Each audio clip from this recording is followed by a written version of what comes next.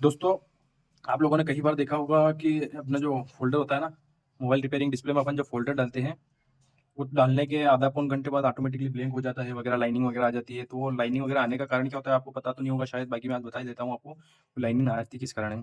जैसे कि दोस्तों ये लेंस है, इसकी इस जगह पर यहाँ नज़र आ ही रहा होगा आपको, इसके अंदर जो गैप है ना, अगर इसमें किसी भी प्रकार से ग्लू गया, तो अपना फ़ोल्डर बिल्कुल ही ब्लैंक हो जाएगा और ब्लैंक होने के साथ-साथ वो लाइनिंग भी आ सकती है। ब्लैंक हुआ तो काम खत्म है, लाइनिंग आएगी तो फिर भी दिक्कत है। मतलब अपन फ़ोल्डर डालते हैं और लाइनिंग आ जाए तो फिर उस फ़ोल्डर का कोई मतलब नहीं है। जैसे कि अपने ये देख सकते हो, ये स्क्रैपर है।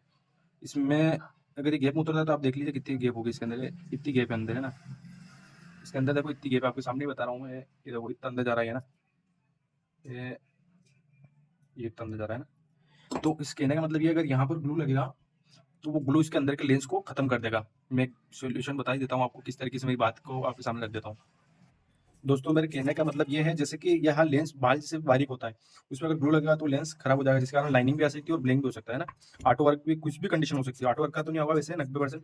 अब जैसे मैं आपको बताता हूँ, मोबाइल रिपेयरिंग में इस ग्लू का उपयोग किया जाता है, ठीक है।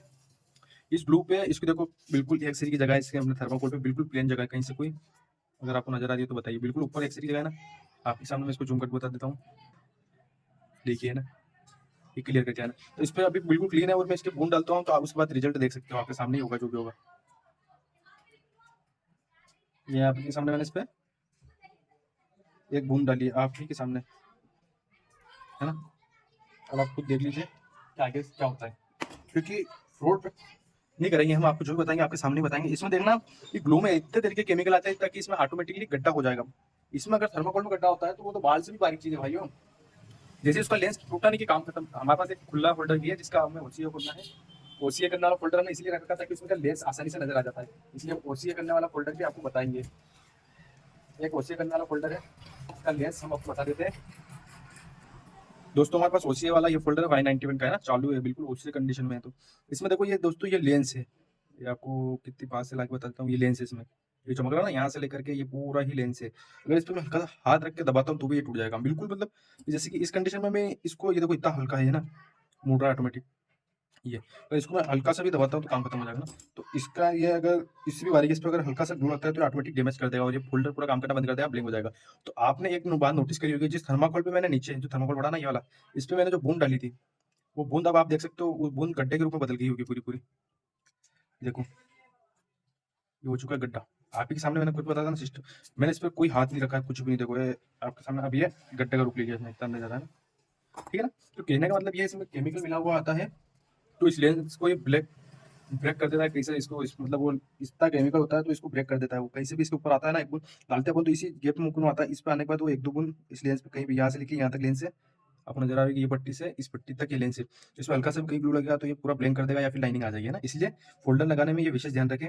इसका विशेष ध्यान रखने से पहले मैं आपको एक और चीज बता देता हूँ।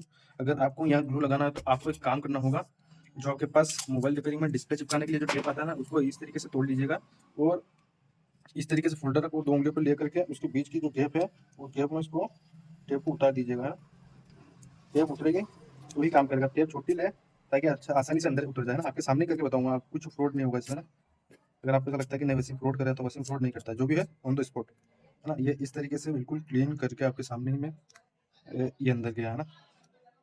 उसके बाद इसको फोल्ड करना है और ध्यान रखो, फोल्ड करने के बाद जो ये वाली जो सिल्वर पट्टी है, ये अर्थिंग की, तो इसके ऊपर टेप नहीं आना चाहिए। इसके ऊपर टेप आएगी तो टच आउट वर्क काम करने लग जाएगा। इस तरीके से फिर तोड़नी भी है टेप को, है ना।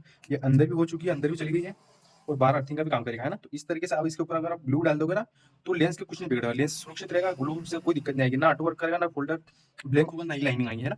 तो इस टेप फोल्डर में भी सेम प्रोसेस में गैप कम होती है, तो बिल्कुल बारीक टेप जो आती है ना व्हाइट कलर की, उसको इसके अंदर डाल कर ठीक आपको लगाना है। वरना ये महंगा फोल्डर आता है समथिंग 4-5 हज़ार रुपये का, तो ये पूरा 4-5, हाँ 5 हज़ार रुपये साफ कर देगा। इसलिए आपको ये ध्यान रखना है, हमेशा टेप को आपको अंदर ही लगाना है। 2 मिनट लगते हैं टेप को आसानी से लगाते। देखें जैसे इसमें बहुत कम गैप है तो भी मैं इसमें लगा के आपको बता देता हूँ ना, ताकि आपके दिमाग में ये ना है कि इनमें नहीं लगती है ना। सब फोल्डर में आसानी से टेप लगेगा, ऐसा कुछ नहीं है कि नहीं लगेगा, है ना। ये उतर गई इसमें टेप।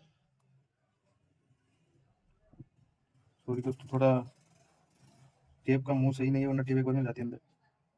इस पे ना ग्लू लगा हुआ है, इसको पुराना ग्लू जो लगा हुआ था ना, उसको आपको, ये तो पुराना इसलिए ना, नए में सब ग्लू में आएगा तो एक बार में अंदर उतर जाएगी। इस तरीके से टेप पूरी लगा देना है ना, लग चुकी है, ओरिजिनल में भी लगा दी मैंने टेप है ना। तो इसमें भी आपको इस तरीके से पढ़ देनी है, अर्थिंग को इसको देना ही है ना। ऐसी वीडियो देखेंगे।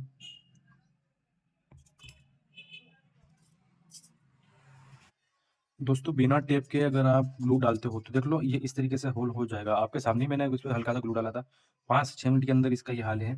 तो आप तो सिर्फ फोल्डर डालते हो यार, फोल्डर को तो 2 घंटे बाद का काम होता है मेन, अब इसका ये हाल है। तो आप सोचिए फोल्डर का क्या हाल होता होगा। आपने 1200-1300 रुपये लगाने के बाद ये हाल हो जाए तो जेब से पैसा जाता है, तो बहुत दिल को दर्द होता है। इसलिए आपने ये वीडियो आपको इन्फॉर्मेशन के लिए बताई है।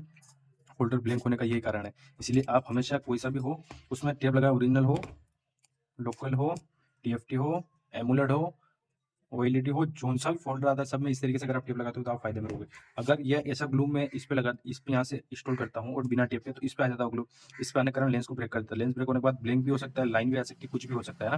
तो ऐसी वीडियो देखने के लिए हमारे चैनल को सब्सक्राइब कीजिए, कमेंट कीजिए दादा दादा आपको अगली वीडियो किस चीज़ पे चाहिए, टॉपिक पे चाहिए, उस टॉपिक के लिए आप हमें कमेंट कर सकते हो कि अगली वीडियो आप इस टॉपिक पे बना सकते हो, है ना। कोई सा भी हो ग्लू, आपको ये टेप लगानी बहुत जरूरी है, वरना आपका फोकट का नुकसान हो सकता है। शुक्रिया।